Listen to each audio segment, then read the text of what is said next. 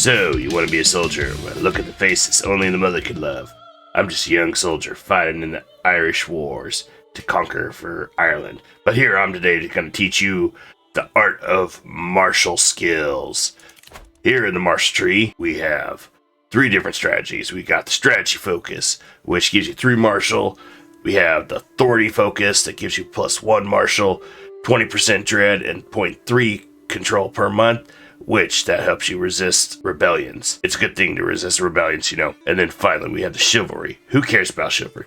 Well, I guess in this case, you get 3 prowess, you get an attraction opinion, and you get an advantage of 5. But with that said in mind, we're going to start covering all the glorious skills that you can pick up in the martial tree.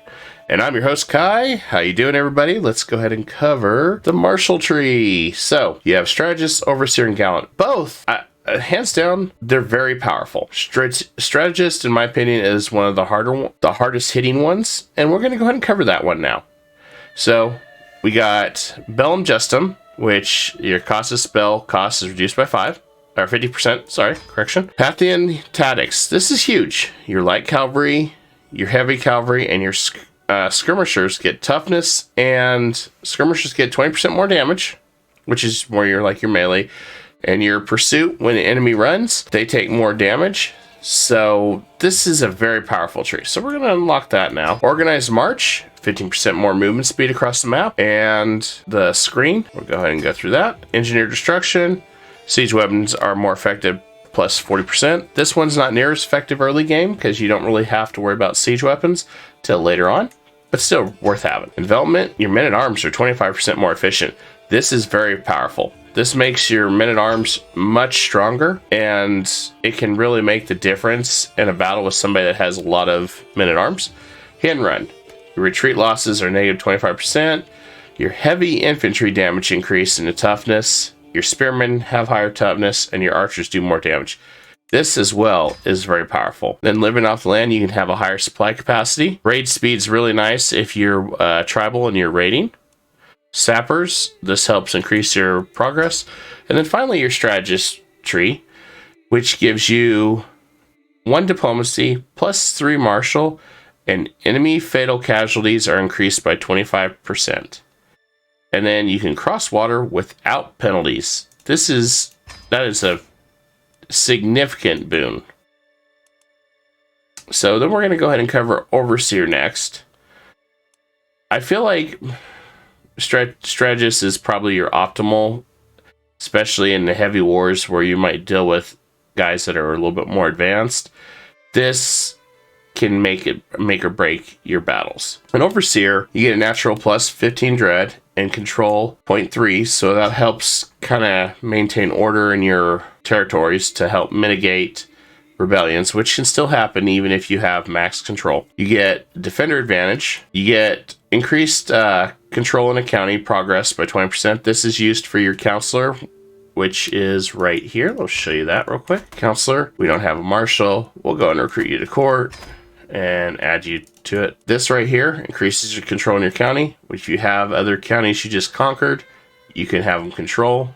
Makes it really nice. Enduring hardship, your fort levels increased by 1, so it's harder to breach your walls. You get siege progress against revolts plus 50% and natural dread gain, which is nice if you want people to be afraid of you. You have army maintenance and friendly territory levy reinforcement. Mercenaries, if you have a lot of money and you want to buy mercenaries, this is a good one to have, minus 30. Absolute control, what that does, and I'll show you in just a second. With our final one, the Overseer trait, you get martial, stewardship, and control growth. So all in all, this is about stabilizing your territory and more defensive, but all in all, I still think strategist is superior. So when you look at your city now, it says absolute. This means you have absolute county control, and odds of them forming a rebellion is really rare, but you can still have other religions rebel and things like that.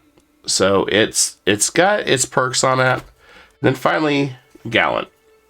You get prowess, in which also you can also challenge rivals, single combat, inflicting stress. Then you get romance and eloping schemes, which probably not really the most important thing. Chivalric dominance is pretty powerful. That makes your knights even stronger by 75%. This one's about marriage acceptance. So I really don't look at this one too much. Never back down. You have less friendly casualties. You get an advantage in battle. That is still a very nice boon to have advantage in battle. You get spouse, and you get skills from the spouse by 25%. So it's not bad if you have points you want to waste to get more to your skills. Kingsguard increases the amount of knights you have, which is not bad. And this one, Peacemaker, is really nice. So on your war score, you have 0 to 100%. If you have 90%, you can declare as you enforce your demands, even as if it was 100% versus 90%. So that's really nice. And Gallant, at the end, more prestige, attraction. You get some martial prowess. This is more your dueling and your survival tree for your knights. Preferably, I'd almost go with the strategist. Sorry, tongue twisted here. And you got a little bit of Gallant. You could probably pick and choose ones here, but I'm not a biggest fan of Overseer. So to kind of show a little bit more, I know we've covered different troop types and everything else, but we're going to go ahead and just go to war. As you can see with our cost, it costs less piety because we're tribal, and we also have the Bellum Justum perk. So it's only going to cost us 125 to do this war. So we'll go ahead and do that now. And we'll raise all our troops up here. And here we go. We got our commander. We march in. We have better army commander, and we have more soldiers. They have more men at arms, and they're defending wetlands. But should be a decisive victory. And we're going to ignore the duel event. So as you can see, we crushed him and just destroyed a lot of his troops as far as how many died and how many of ours survived. Now he's going to throw himself at us again, and we just defeated him. Glorious battle here. And then we can disband that, and we're not done yet. We're going to go ahead and attack again, but we could turn around and see what we can do with Orrery. So this one's fairly balanced, so we'll go ahead and go to war on this one as soon as we get our men-at-arms and stuff replenished. So we'll go and speed that up real quick. And we're also the head of the Irish culture, and we're getting our replenishment from our levies and everything.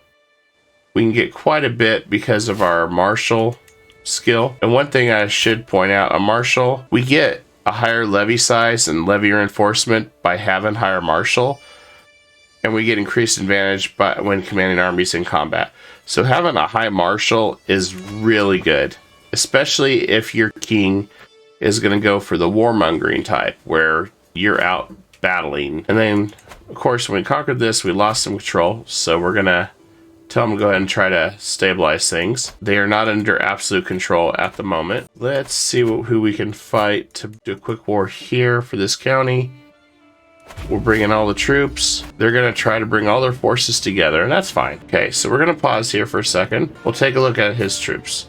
So they have a higher quality of troops.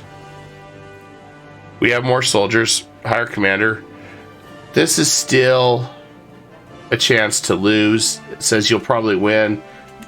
You more likely will, but as you can see, with our buffs that we have, let's just see how bad we hurt them. So here's our fight. As you can see, we're doing more damage with our troops. Advantage is in our favor. Our damage is increased by 78%. We're just going to ignore that. You can see our damage increased by that. So we're doing a lot of damage on them based on our advantage score. And since we've defeated them, we're going to go and split this army in half. And of course, we're not commanding, so there is a chance that we could have some problems. And we won this battle this day. They've been defeated. So we disband. And our forces are going to keep growing based on our territory that we personally own.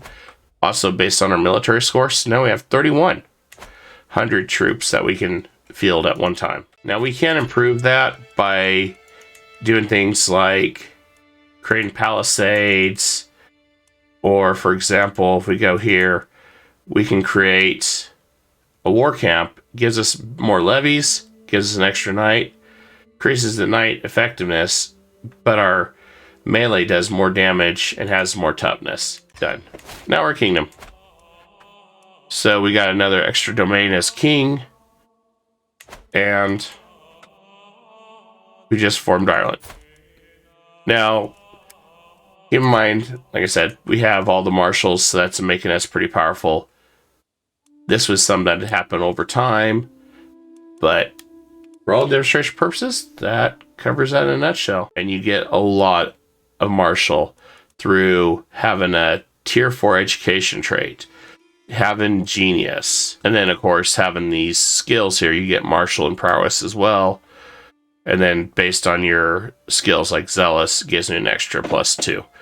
So he got quite a bit from all that. And then assistance from the spouse, who she also has incredible martial, so she's giving me 5 points of hers, which makes it pretty powerful. But if you like these guides and you want to see more of these guides, please like, share, and subscribe. And please check out these other videos.